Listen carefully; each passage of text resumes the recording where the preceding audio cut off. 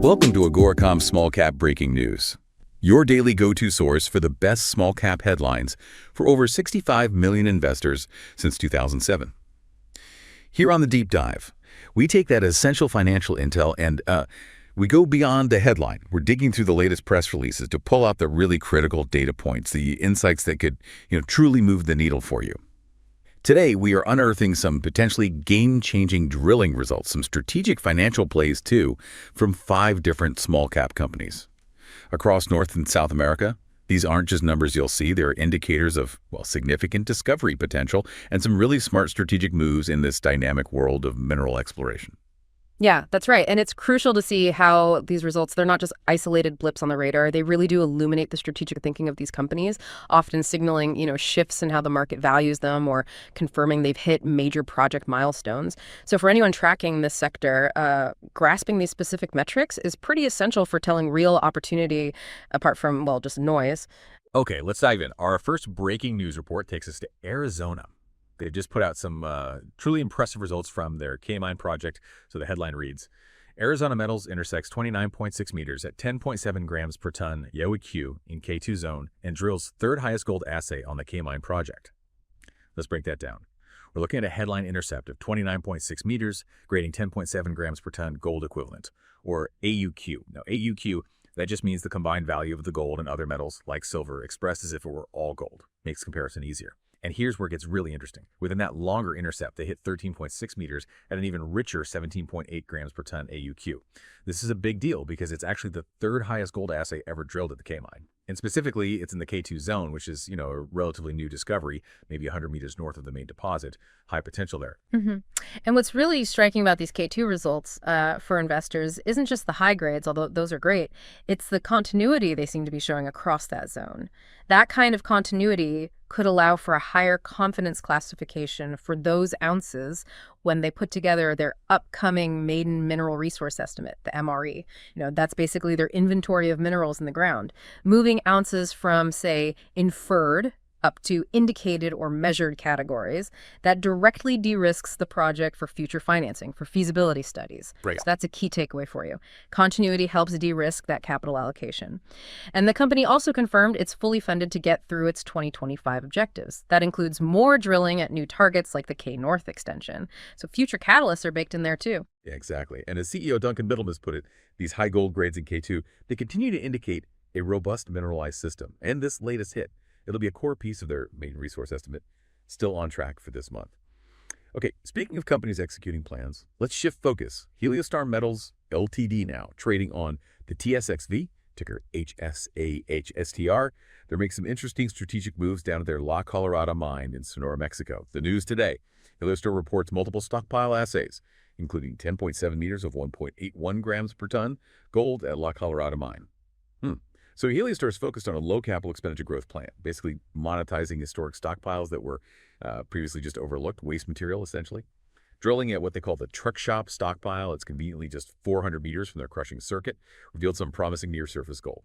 The standout result here is 10.7 meters grading 1.81 grams per ton gold right from surface. They also had other strong intercepts like 19.8 meters at 0.62 grams per ton gold, starting at just 4.6 meters depth, and 9.1 meters at 0.87 grams per ton gold, also from surface. And critically, 26 out of their 35 drill holes at this truck shop stockpile had grades above La Colorada's cutoff, which is 0.164 grams per ton gold equivalent. So definitely economic potential there. Yeah, the real clever part in Heliostar's strategy here is generating that immediate cash flow from these historic waste dumps. They're effectively using them as a really low-cost source of capital. And this self-funded approach then gives them the financial runway for the bigger stuff, the future, larger-scale pit expansions like Veta Madre and Creston. So it's this dual-track strategy, right? Monetize the easy stuff now, use that cash to unlock the deeper, potentially bigger value later. It really sets the stage for sustainable growth, especially important in, a rising gold market. It's a smart way to de-risk that growth path for investors. Makes sense. And according to their CEO, Charles Funk, they are, quote, building the future for the La Colorada Mine by maximizing cash flow from these low to no capex stockpiles, and then using that capital to expand the Veta Madre and Creston pits. So, pretty clear roadmap. All right, let's shift gears now from precious metals to a critical one, copper. We're checking in with Abitibi Metals Corp, trading symbol AMQ on the CSE exchange. They're busy expanding high-grade copper zones up at their B26 polymetallic deposit in Quebec. The breaking news headline: Abitibi Metals expands mid-level high-grade copper zones at B26, 4.8% QEQ over 4.1 meters within 63.2 meters at 1% QEQ Abitibi-Q. Okay, initial results from their Phase 3 drill program hit some impressive stuff. Hole 274-25-363 intersected 4.8% QEQ over 4.1 meters. Now, QEQ is copper equivalent. It's the total value of all the metals found: copper, gold, zinc, silver. Expresses if we're all copper, helps standardize things. And that high-grade intercept within a much broader interval of 63.2 meters, grading 1% QEQ, so good width too. Then further results from another hole, 1274-25-366, showed 1.84% QEQ over 29.6 meters. And that included a really nice kicker, an 8.3 meter interval grading 3.38% QEQ. And importantly, these grades, especially in holes 363 and 366, actually came in better than their model predicted, particularly over on the eastern side of the deposit. Right. And for Abitibi, these kinds of strong, consistent results are absolutely critical. Their main goal here is to upgrade their current resource estimate. It already stands at a pretty solid 11.3 million tons, grading 2.13% QEQ in the indicated category, that's high confidence, plus another 7.2 million tons at 2.21% QEQ inferred, which is less certain but still significant. Okay. So the question for you isn't really if they can increase that resource, it's more like how much. How much can they boost both the overall size and the quality, the confidence level of that deposit, especially, with copper demand really surging because of the global energy transition, EVs, renewables, grids. They all need tons of copper. Yeah. And the fact that their big 20,000 meter Phase 3 program is fully funded, that's key. Plus, it's supported by a strategic partnership with SOQM, that's Quebec's provincial exploration arm, adds a lot of credibility and reduces that funding risk. Yeah, definitely adds weight. And CEO Jonathan Alusi stated they are, quote, very encouraged by these positive initial results.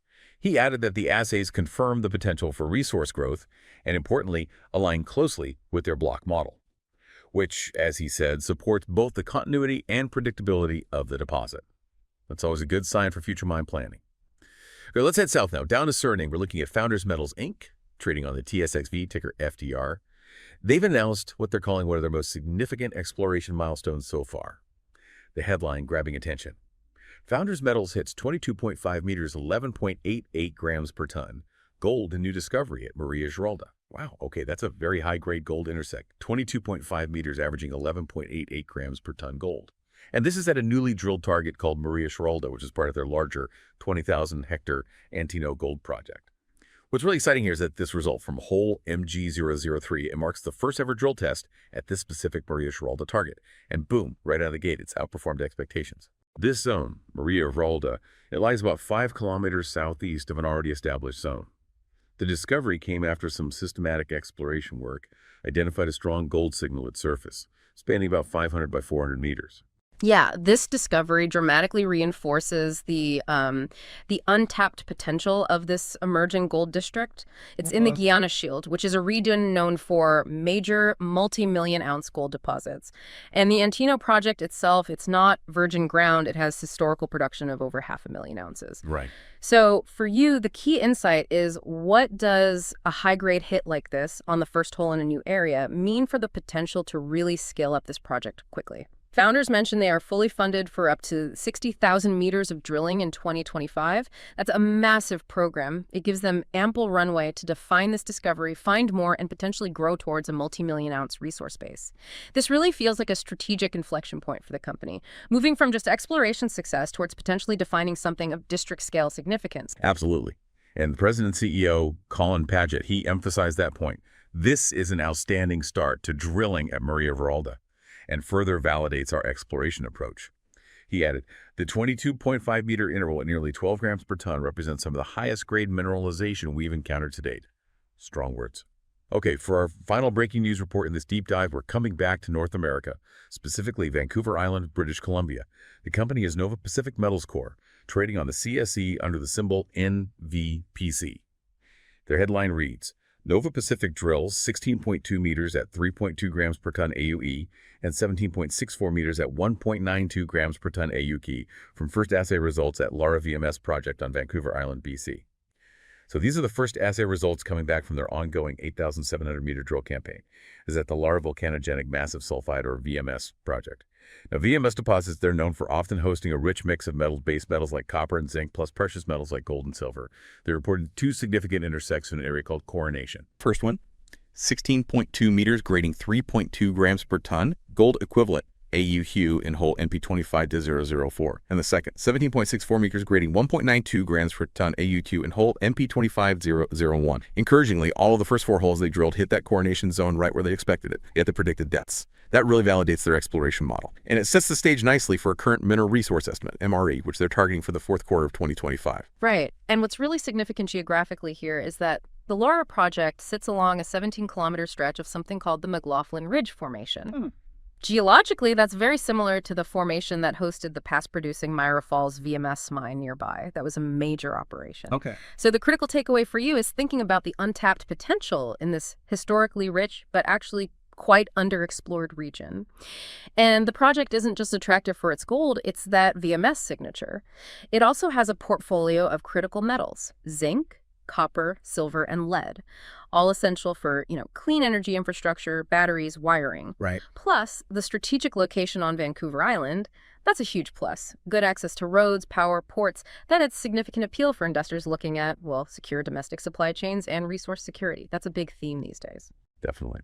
And the CEO, Sam Eskandari, shared they are excited by the initial results from the first 4 holes. He added, these early results are validating our exploration model and are consistent with historical drilling. We remain on track to deliver a current mineral resource estimate later this year. So things are moving along there. Wow. Okay, what a whirlwind of some really impactful news from the small cap mining world today. We've seen significant new gold discoveries popping up from Arizona Metals and Founders Metals down in Suriname, smart low-capex production advancements from Heliostar in Mexico, and then promising copper and polymetallic expansions from Abitibi in Quebec and Nova Pacific out on Vancouver Island. Each company really demonstrating a unique path to potentially unlocking some substantial value here. Yeah, it really highlights a crucial point, doesn't it? As global demand for all these critical minerals and precious metals, too, just continues to surge. The question for you is, how might these early-stage successes we're seeing in the small-cap sector translate into long-term value creation? How might they even influence broader supply chains down the road? These companies, by delivering these kinds of compelling drill results, by executing on smart strategic operational plans, they are carving out really distinct positions in the market. It just underscores that even in, established mining jurisdictions, or sometimes by creatively reevaluating assets that others overlooked, that disciplined execution and sharp geological targeting, they can truly move the needle. So what does this all mean for your own understanding of these dynamic markets? Hopefully quite a bit. Keep these specific details, these results, these strategies in mind as you track these companies and others like them. The deep dive continues for you, the informed learner, as you consider where all these exciting developments might ultimately lead. Until next time, keep digging for those insights.